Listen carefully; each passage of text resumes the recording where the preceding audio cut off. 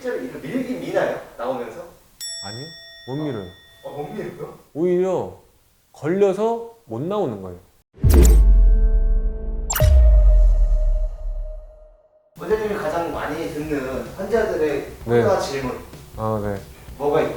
이게 질문이라기보다는 처음 오셔서 저한테 본인의 상태에서 설명해 주시는 분들이 의외로 많으세요. 이제 치과에 오셨는데 제가 생각할 때 이제 제가 설명을 드려야 될 것 같은데 그게 아니라 먼저 오랜 시간을 할애해서 설명해 주시는 분들이 계세요. 이제 그분들도 제가 이 상태에 대해서 정확하게 인지를 하고 치료를 했으면 좋겠는 그런 마음에서 설명해 주시는 것 같은데, 예를 들어서 어떤 게 있냐면은 내가 지금 앞니가 삐뚤빼뚤해져 있는데 이게 왜 이렇게 삐뚤빼뚤해진 거냐면은 내가 사람니가 있는데 이 사람니가 오랫동부터 있었고 이게 조금씩 위로 올라오면서 뒤에 있는 어금니를 밀고 그 어금니가 그 앞에 있는 어금니를 밀고 그 이들이 점점 앞을 밀어서 앞니가 이렇게 삐뚤빼뚤하게 됐다. 의외로 많은 분들이 이 얘기를 저한테 하세요. 이런 거냐고 저한테 물어보시는 게 아니라 이렇게 저한테 설명을 해주세요. 저는 이제 거기에 대해서 뭐 시간이 허락한다면은 제가 이렇게 자세히 말씀을 드릴 때도 있지만은 사실 이거는 잘못된 상식이에요.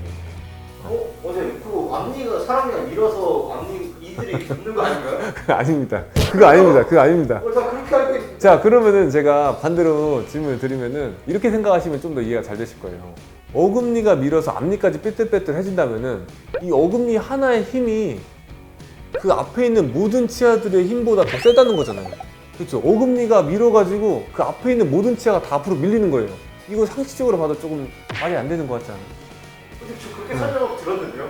그렇게 설명해주는 치과 의사분이 계시다면 아마 이거를 아이들한테 설명을 할 때 저희가 모든 걸 다 과학적으로 설명하진 않잖아요. 이해하기 쉽게 눈높이에 맞춰서 설명하는 경우가 생기는데 아마 그런 경우가 아니었을까 싶습니다. 비유로 설명을 하거나 예를 들어 설명하거나 뭐 이런 경우들이 있는 건데, 사실 저는 그렇게 설명하는 걸 별로 좋아하진 않거든요. 저는 과학적인 내용 안에서 비유를 들어서 저는 설명을 드리는 걸 좋아하기 때문에 저는 그런 설명을 드리진 않습니다. 이게 그러면 삐뚤빼뚤해지는 건 왜 삐뚤빼뚤해지냐? 치아의 경향성입니다. 치아는 평생에 걸쳐서 맹추를 하고 앞으로 전방으로 이동을 합니다. 잇몸뼈의 리모델링이랑도 관련이 있는 건데요. 예를 들어서 이런 거예요. 저희가 이를 평생에 걸쳐서 사용을 하잖아요. 근데 이 치아가 저희가 강철이 아니잖아요. 쓰면은 저 어떻게 돼요? 당연히 깎이고 마모가 됩니다. 이를 씹으면서 마모가 됐는데 이가 그 자리에 있다면 안 씹혀야 돼요, 나중에. 저희가 쓰면서 이가 마모돼가지고 이가 안 씹히는 사람 한 사람도 없어요. 다 씹혀요. 그 이유는 뭐냐? 치아가 솟아오르기 때문이에요. 그만큼. 치아가 위로 솟아오르기만 하면 어때요? 치아는 이 역삼각형 형태예요. 그래서 그 자리에서 앞으로 솟아오르기만 하면은 빈 공간이 무조건 생길 수밖에 없습니다. 근데 그 공간을 메워주기 위해서 치아들이 앞으로 이동을 하는 거예요. 앞으로 이동을 해서 이 타이트하게 그 공간을 메워주는 거예요. 그러니까 더 잘 끼게 될 수밖에 없는 거예요. 나이가 먹었을 때 이빨이 삐뚤빼뚤해지잖아요. 네. 그럼 그거를 나이 먹고 교정을 하는 게 사실 의미가 있나요? 그럼요. 그래서 요즘에는 제가 먼저 얘기를 안 해도 중년 여성분들이 저한테 먼저 문의를 많이 하세요. 앞니 삐뚤빼뚤해지는 거를 요즘에 신경을 많이 쓰시는 거예요. 예전에는 이 앞니 삐뚤빼뚤해지는 걸 신경 안 썼어요. 근데 어르신들 보면 어때요? 앞니 삐뚤빼뚤한 분들 많거든요. 근데 이분들이 원래부터 앞니가 삐뚤빼뚤했던 게 아니라는 거예요. 연세가 드시면서 치아들이 앞으로 몰리는 경향성이 있어서 이 삐뚤빼뚤해진 거고, 이거는 당연히 교정을 통해서 해결을 할 수 있습니다. 간단하게는 부분 교정, 앞니만 가지고 하는 교정으로도 해결할 수 있고, 또 좀 더 원칙적인 방법을 원하신다면 어금니부터 앞으로 온 거거든요. 어금니부터 뒤로 보내서 앞니를 가지런하게 할 수 있는 거예요. 그래서 이거는 어떻게 보면 요즘에 안티에이징이 가장 화두잖아요. 성형을 하더라도, 성형이나 이런 미용을 하더라도 옛날에는 눈에 띄게 하는 게 어떻게 유행했다면 지금은 티나지 않게 자연스럽게 예쁘게 한다기보다는 좀 젊어 보이고 이런 게 좀 더 어떻게 화두가 되는 것 같은데, 이게 어떻게 보면 그런 시술이 될 수 있는 거예요.